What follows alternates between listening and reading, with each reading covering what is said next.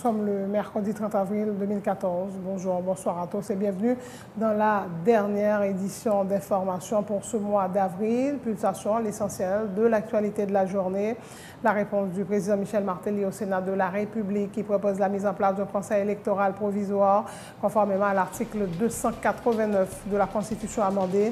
Il s'agit d'un article obsolète, souligne le chef de l'État, appelant le Sénat à débloquer la situation en votant les amendements à la loi électorale afin d'assurer les élections en octobre prochain, comme prévu par l'accord d'El Rancho. La Chambre des députés a confirmé au Conseil électoral provisoire ses deux représentants, à savoir Marie Cluny Dumais-Miracle et Pierre-Simon Georges. Le président de la Chambre basse, Stevenson Jacques Timoléon, a adressé en ce sens une correspondance au président du Grand Corps.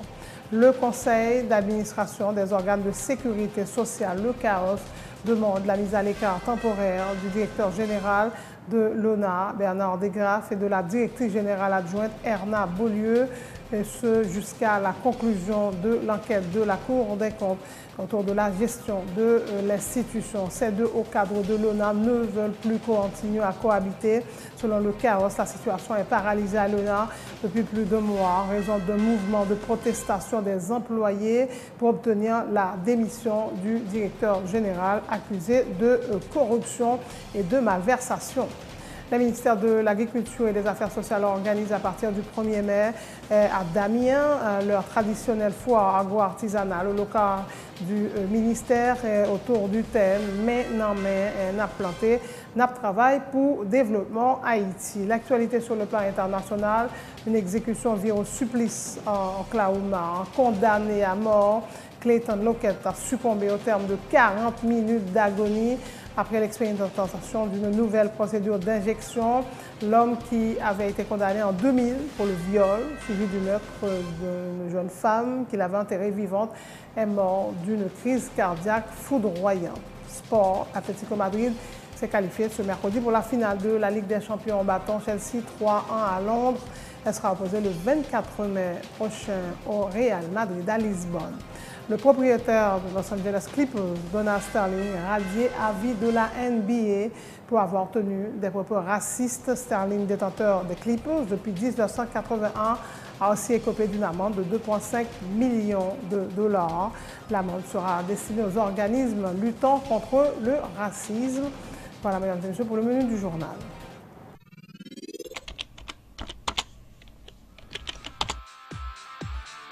Bienvenue à cette édition d'Information Pulsation, l'essentiel de l'actualité de la journée. Merci de votre fidélité. Bienvenue dans ce premier numéro de Pulsation Week-end.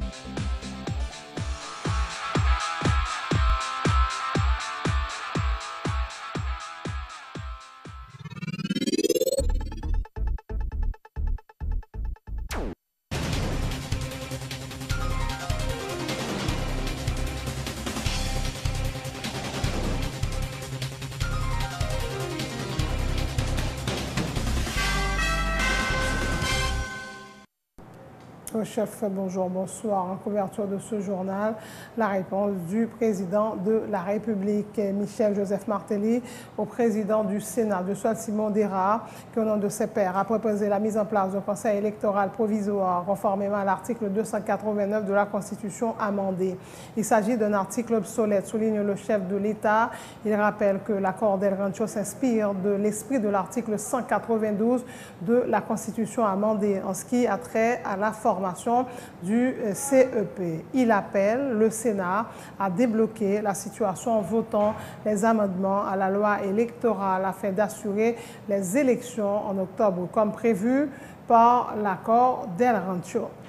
La Chambre des députés a confirmé au Conseil électoral provisoire ses deux représentants, à savoir Marie Cluny Dumais-Miracle et Pierre-Simon Georges. Le président de la Chambre des députés, Stevenson Jacques Timoléon, a adressé en ce sens une correspondance au président du Sénat, Josuel Simon Dera. La Chambre basse sollicite la diligente intervention du Grand Corps en vue de finaliser le dossier. Les explications du président de la Chambre des députés. Nous-mêmes, par précaution, après concertation avec les députés, pour nous écrire Sénat, pour demander Sénat, comme à l'origine, la Chambre des députés était désignée 2 mondes. Depuis l'accord de Noël, le Sénat était désigné 1 monde. Nous-mêmes, 2 mondes nous avons désignés, nous avons été accrochés ensemble avec eux, nous avons confirmé eux, et comme de fait, nous avons confirmé eux, nous fait partie du conseil électoral provisoire qui va gagner pour mandat, au regard de l'accord d'El Rancho pour réaliser l'élection dans le pays au plus tard le 26 octobre de cette année. Rappelez-nous le nom de personnalités que nous confirmons au niveau du conseil électoral provisoire. C'est conseiller Simon, Pierre Simon Georges et Madame Marie Cluny et Dumé Miracle. Nous gagnons obligeance, nous gagnons la décence comme branche du Parlement pour ne pas faire de manière directe. Pour nous saisir le Sénat, d'abord pour nous dire Sénat, mais ça nous entend faire dans la Chambre des députés, nous demandons d'emboîter le pas pour une seule note sortie, une seule lettre sortie, qui parle le Parlement, qui confirme 3 mots. Et qui l'a fait ça formellement, par le président sous maintenant? Pour moi, ma avancée, la Chambre des députés avance. C'est pour cela qu'on a saisi formellement le Sénat. Nous demandons le Sénat mettez diligence. Nous tellement avancé rapidement, nous finissons avec l'amendement, parce que là, c'est une préoccupation de chaque député, question de l'élection en fin d'année. Et tout comme les préoccupations pour la population, tout, parce que c'est la seule occasion pour la population gagne et le seul moyen pour renouveler le personnel politique là. Le Club de Madrid a mis fin mardi à sa 2e mission de haut niveau en Haïti. Le chef de la délégation, l'ex-président chilien Ricardo Lagos, a plaidé en faveur de la reprise du dialogue en vue de favoriser l'organisation des élections cette année. Il a salué les efforts de la conférence épiscopale, la médiatrice dans le cadre du dialogue interhaïtien. Pendant 3 jours, la délégation du Club de Madrid s'est entretenue avec le Premier ministre, des parlementaires et des dirigeants politiques. Le Club de Madrid n'est pas une organisation internationale et il ne détient pas une position à faveur des partis politiques. Son intérêt est de renforcer la démocratie. C'est un groupe de leaders et des ex-présidents qui se sont réunis il y a de cela 10 ans. Et son but, ils sont ici, en Haïti, c'est pour le renforcement des institutions haïtiennes et l'approbation également des processus de la part des Haïtiens. Il paraît qu'il y a une crise de gouvernance et cette crise-là peut seulement se résoudre par le dialogue. Le processus de dialogue a été facilité par la conférence épiscopale d'Haïti. Et cela est considéré comme un pas important dans la bonne direction, dans la bonne voie. C'est la raison pour laquelle il est important d'inclure plus d'acteurs dans ce thème. Et pour être en mesure de pouvoir considérer comment sera Haïti dans les 20 prochaines années. Quel rêve que nous avons pour Haïti qui peut aider à l'avancement de ce pays. Le Club de Madrid invite les partis à avancer dans la pratique du dialogue, de manière à ce que les accords proposés soient plus formels sur l'accord de la Constitution. Et si ce sera nécessaire, reprendre le dialogue à nouveau pour faciliter une application de cet accord. Le problème immédiat actuellement, c'est d'aller vers les élections en 2014. Des élections libres, inclusives et transparentes. Ce serait grave, très grave, de se retrouver dans une situation d'ingouvernabilité dans le cas où il n'y aurait pas d'élection. Il est très difficile d'expliquer à la communauté internationale que les acteurs haïtiens ne sont pas capables de se mettre d'accord sur comment doit être le système pour, disons qu'il est à la base du système électoral et comment doit se faire, par exemple, le fait de recompter les votes. Le sénateur Moïse Jean-Charles dit s'accrocher à sa position de départ. Il ne compte pas voter les amendements à la loi électorale si les propositions ne viennent pas du Conseil électoral provisoire constitué sur la base de l'article 289 de la Constitution. Il affirme que ce ne sont pas les pressions de la communauté internationale qui lui feront capituler, ajoutant d'avoir que la loi comme boussole. Le parlementaire informe qu'il s'est opposé à la démarche du président du Sénat à décrire au chef de l'État lui demandant de reprendre le dialogue. Les réunions ont fait, je me dis moi-même, je ne suis pas écrit président Maté. Même si tout le monde est d'accord pour écrire, je me dis moi-même, je ne suis pas d'accord. Parce que nous sommes obligés d'être cohérents. Si quelques jours de cela, le président Sénat a été attaqué le président Maté. Et ça a été dit aussi, il y a une vérité dans le. Je ne sais pas même comment parler avec le président Maté pour demander des rencontres autour d'une loi, autour d'un article qui est dans la Constitution. Ensuite, on a une vérité de côté nous. Nous parlons par rapport à la pression de la communauté internationale pour que nous soyons capables de capituler. Je répète pour les Haïtiens, attendez, l'on va faire élection dans le pays, ce n'est pas un groupe de monde qui peut voter la loi électorale dans nous, son conseil électoral. L'un fin voter loi électorale, qui conseil électoral qui pourra appliquer? Est-ce que c'est Mme Matéli, Olivier Matéli avec O. Nelson? C'est pour dire qui monde? Eh bien, nous-mêmes, nous clairs, nous avons déjà dit, à partir des dialogues là, qui est fait dans l'hôtel El Rancholan, son dialogue qui vient pour mettre nous dans le pays, mais nous-mêmes, il ne pas mettre nous dans le show. Au contraire, nous-mêmes, nous sommes sereins, nous cohérents, et maintenant, l'ensemble des collègues qui sont ensemble avec nous pour capable de prendre position initiale. On va prendre au sérieux et le président fait avec l'Assemblée sénatoriale. Comment on voulait, pour capable de Matéli, on ne peut-être pas bien pour prendre l'OCI. Il a fait n'importe qui bagaille, il a dit n'importe qui bagaille. C'est ça comme je dit, nous-mêmes sommes pouvoirs, parmi les trois pouvoirs. Nous avons la loi qui boussole nous. Nous ne sommes pas capables en aucun cas à négocier autour d'une loi qui existe dans la Constitution. Moi-même, je dis, je répète le fois encore les Haïtiens, nous rejetons à Coran, pas de question de loi électorale qui vient de nous là. Tout autant qu'il n'y ait pas un conseil électoral en place, un conseil électoral qui respecte l'esprit article 289 et qui demande pour gagner différents secteurs qui présentent en dedans un conseil électoral.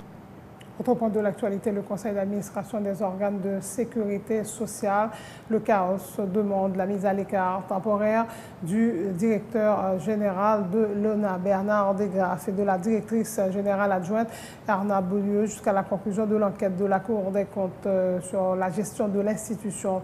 Le président de la commission d'enquête qui s'est penché sur la situation à l'ONA, Naum Dorville, dit constater que ces deux hauts cadres de l'ONA, bien sûr, ne veulent plus continuer à cohabiter, déplorant des animosités au sein de la direction générale de l'ONA, empêchant sa bonne marche. Naum Dorville informe que le rapport de la commission d'enquête a été acheminé au ministre des Affaires sociales. Et contrairement à ça, nous sommes capables de reprocher nous que nous avons agi très tard, ce n'est pas vrai du tout. Parce que le lendemain même, nous avons déjà monté commission. Et le lendemain même, nous avons déjà rencontré le directeur général de l'ONA avec directrice adjointe là, pour nous te renseigner nous effectivement sur qui ça t'est en fait. Tu viens arriver à la conclusion que, en principe, au niveau de la direction générale, il y a une sorte d'animosité qui régnait au sein même de la direction générale de l'institution. Et ça pour nous ce qui est très grave parce que si au sein même de la direction générale, ou il y a un directeur général, ou il y a un directeur général adjoint qui pas entendu nous, ou une idée de qui ça, finalement, l'institution ça a traversé. Dans le rapport nous clairement dit ça et nous fait tout des recommandations à l'autorité de tutelle nous, qui c'est d'abord le ministre des Affaires sociales qui a cheminé conclusion rapport là à qui de droit. nous demandons tout, mise à l'écart provisoire et du directeur général et de la directrice générale adjointe. Nous demandons ça pour plusieurs raisons. Nous demandons ça parce que, en fait, si vous avez une institution, une si grande institution qu'on a, et que en les têtes là, ils ne sont pas capables d'entendre, ils ont tous deux accepté que ils n'est pas possible pour travailler avec l'autre là, alors que l'institution doit fonctionner. Maintenant, nous demandons à l'autorité de tutelle la mise à l'écart de deux Mounsayo jusqu'à ce que conclusion Cour supérieure des comptes et du contentieux administratif là, nous gagnons rapport d'audit là, et puis le stade, il y a connaît si deux Mounsayo c'est moun qui seront mis à pied définitivement, ou ça va le faire avec. Mais jeudi, nous estimons au niveau de la commission, il est matériellement impossible pour deux Mounsawa cohabiter. Voilà pour la décision du chaos concernant la situation à l'ONA. Toutes les activités sont paralysées à l'ONA depuis plus de mois et demi. Des employés qui réclament la démission du directeur général de l'ONA, Bernard Degraff, accusé de corruption et de malversation. Le ministère de l'Agriculture et des Affaires sociales organise à partir de ce jeudi 1er mai à Damien leur traditionnelle foire agro-artisanale autour du thème « Mais non mais, n'a planté, n'a travail pour développement Haïti ». L'objectif selon le secrétaire d'État à la production végétale est de mettre l'accent sur la nécessité d'utiliser le secteur agricole comme véritable vecteur de développement du pays. Plus d'une centaine d'exposants participeront à cette foire, informe l'agronome Fresner Dorsin, qui précise que plusieurs agriculteurs, artisans et entrepreneurs seront honorés en cette occasion. Le public pourra également participer à une dégustation de produits locaux cultivés dans les différentes régions du pays. Traditionnellement, chaque année, nous organisons une grosse foire, nous avons dit agro-artisanale. Agro-artisanale, puisque généralement, fête agriculture et du travail, nous fêtons conjointement avec le ministère des Affaires sociales. C'est nous tous les deux ministères qui ont toujours organisé. Et généralement, le ministère des Affaires sociales prend toute mobilisation artisan. Nous-mêmes, nous prenons toute mobilisation agriculteurs pour que nous fassions promotion produits locaux. En ça, dans le ministère, la fête dans la cour d'Amiens, nous avons programmé dans un premier temps pour nous faire la Tibonite. Mais vu le temps qui vient presser nous venons retourner avec l'idée de faire dans le ministère.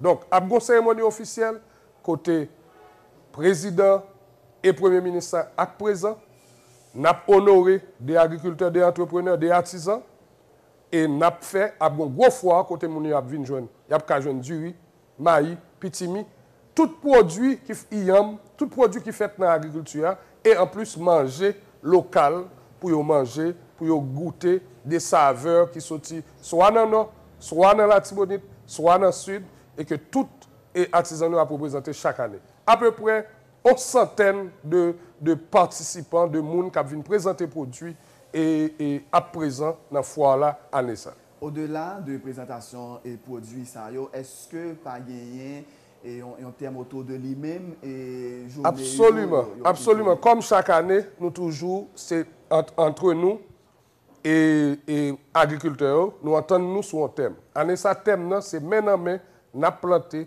nous travaillons pour le développement Haïti.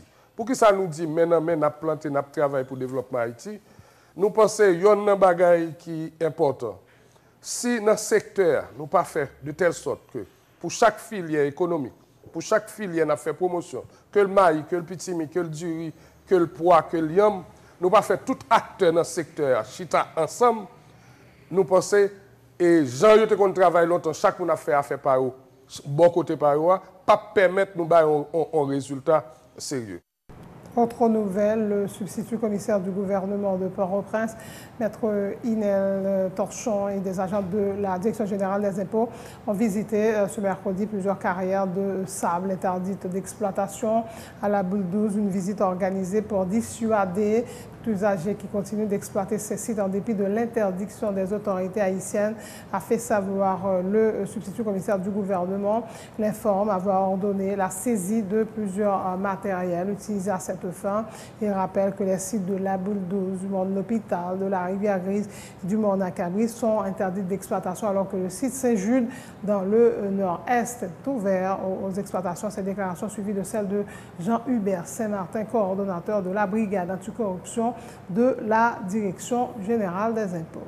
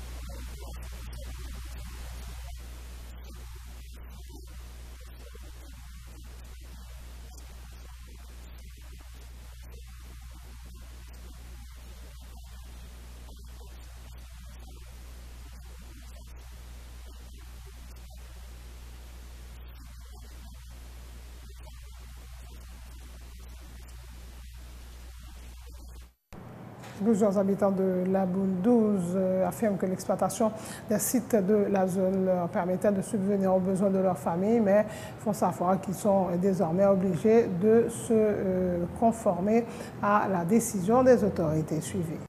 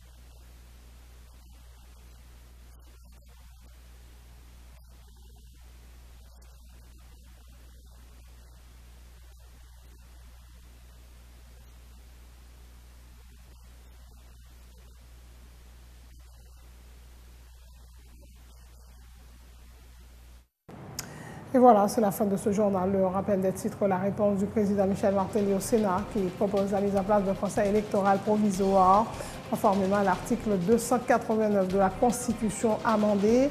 Il s'agit d'un article obsolète, souligne le chef de l'État. Il appelle le Sénat à débloquer la situation en votant les amendements à la loi électorale afin d'assurer les élections en octobre comme prévu par l'accord d'El Rancho. La Chambre des députés a confirmé au Conseil électoral provisoire ses deux représentants, à savoir Marie Cluny, Dumé Miracle et Pierre-Simon Georges. Le président de la Chambre des députés, Stevenson Jacques Timoulin, a adressé en ce sens une correspondance au président du Sénat, de Charles-Simon Dera. Le Conseil d'administration des organes de sécurité sociale, CAOS, demande la mise à l'écart temporaire du directeur général de l'ONA, Bernard Desgraffes, de la directrice générale adjointe Erna Beaulieu jusqu'à la conclusion de l'enquête de la Cour des comptes autour de la gestion de l'institution. Ces deux hauts cadres de l'ONA ne veulent plus continuer à cohabiter selon le carrosse. La situation est paralysée à l'ONA depuis plus de mois en raison de mouvements de protestation des employés pour obtenir la démission du directeur général Bernard Desgraffes, accusé de corruption et de malversation. Le ministère de l'Agriculture et des Affaires sociales organise à partir de ce jeudi 1er mai à Damiens leur traditionnel foire en bois artisanal au local du ministère Damiens. Le thème « Mais non, mais n'a planté, n'a travail pour développement Haïti ». Une exécution vire au supplice en Oklahoma. Un condamné à mort, Clayton Lockett, a succombé au terme de 40 minutes d'agonie après l'expérimentation d'une nouvelle procédure d'injection. L'homme qui avait été condamné en 2000 pour le viol suivi du meurtre d'une jeune femme qu'il avait enterrée vivante est mort d'une crise cardiaque foudroyante. L'Atlético Madrid s'est qualifié ce mercredi pour la finale de la Ligue des Champions, battant Chelsea 3-1 à Londres. Sera opposé le 24 mai au Real Madrid à Lisbonne. Le propriétaire de Los Angeles Clippers, Donald Sterling, a radié avis de la NBA pour avoir tenu des propos racistes. Sterling, détenteur des Clippers depuis 1981, a aussi écopé d'une amende de 2,5 millions de dollars. L'amende sera destinée aux organismes luttant contre le racisme. Merci de votre attention. Merci d'avoir choisi Télé Pluriel pour vous informer.